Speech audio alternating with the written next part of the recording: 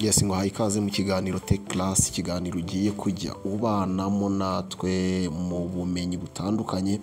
Muri Tech Class rero ukaba uzajya uhiga ibintu bitandukanye bijyanye n'ikoranabuhanga, cyane cyane ibintu byakugirira umumaro, bishobora kugufasha kuba wagira icyo winjiza ubikesheje ikoranabuhanga.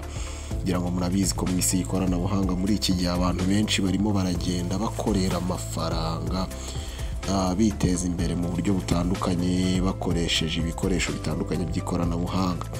Ahangaha rero tuzajya tubana buri munsi, tuzajya tuba dufite isomo, nawe ukaba ufite ubushobozi n'uburenganzira bwo kuba ushobora kutwandikira muri comment box ukatubwira uti muzankorere ubushakashatsi kuri iki ngiki mu ikoranabuhanga. Tugiye rero gutangira intambwe ku yindi, tuganira ku bintu bitandukanye. Urumva ikoranabuhanga ni ikintu kinini cyane, noneho rero muri iki gihe cyajemo na artificial intelligence cyangwa se ubwenge bukorano, ni ukuvuga ubwenge buhimbano, icyo abenshi tuzi nka AI. Ibi byose rero tugiye kujya tubicukumbura, tubivimuzi, turebere hamwe ibitandukanye ku ma AI atandukanye, icyo yagufasha, turebe n'uburyo ushobora kuyabyaza umusaruro. Ngewe rero tuzajya tuba turi kumwe, ni Captain Park, tuzajya tuba turi kumwe buri munsi.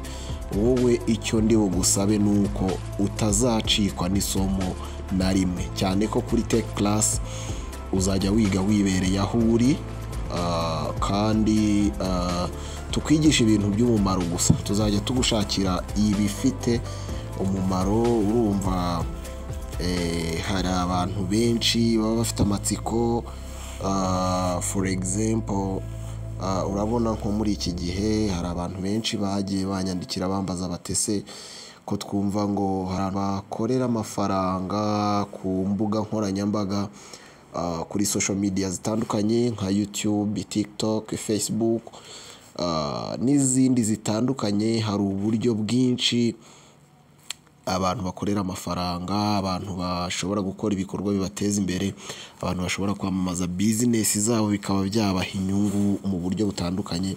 Ibi byose rero nibyo tugiye kujya tuganira, tubivimuzi, tubirambure. Hanyuma kandi aho ufite ikibazo, ntugatinde kutubaza kugira ngo usobanukirwe by'umwihariko, ube watangira kubyaza umusaruro ibikoresho ufite. Tuzaganira ku ma devices menshi atandukanye, imikoreshereze y'amatelefone atandukanye, amatelefone agezweho, imikoreshereze y'amakompiyuta cyangwa se mudasobwa mu buryo butandukanye, n'ibindi bikoresho bitandukanye, n'imiterere yabyo, uko bikora, icyo bishobora kugufasha mu kwiteza imbere. Aha iyo tuvuze kwiteza imbere, ahanini turi mu isi y'amafaranga, tuba tuvuga uburyo ushobora kwifashisha cya gikoresho kikaba cyakubyarira amafaranga. Tugiye kuzahera rero kuri social media, uburyo ishobora kubyazwa umusaruro cyangwa se icyo bita monetization, mu buryo bwinshi butandukanye abantu benshi bakoresha bitewe na content zabo. Nawe niba ushaka kuba content creator, ntuzacikwe, kuko isomo rya mbere guhera ejo rizaba ryahageze. Niba rero wifuza gutangirana natwe, ntuzacikwe kugira ngo uzabashe kugira icyo ushobora kubyaza aya mahirwe yo kwiga kuri Tech Class. Mu kanya gatoya rero turaza gutangira kubategurira amasomo, kandi amasomo afite umumaro nk'uko nabikubwiye.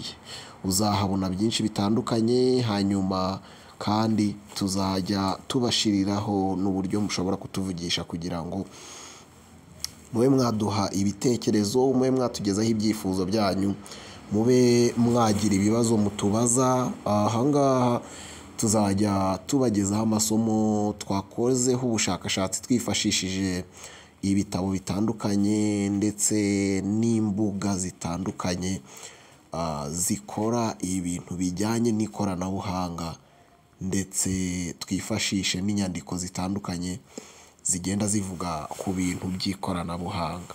Keep in touch, icyo usabwa ni ugukurikira Tech Class.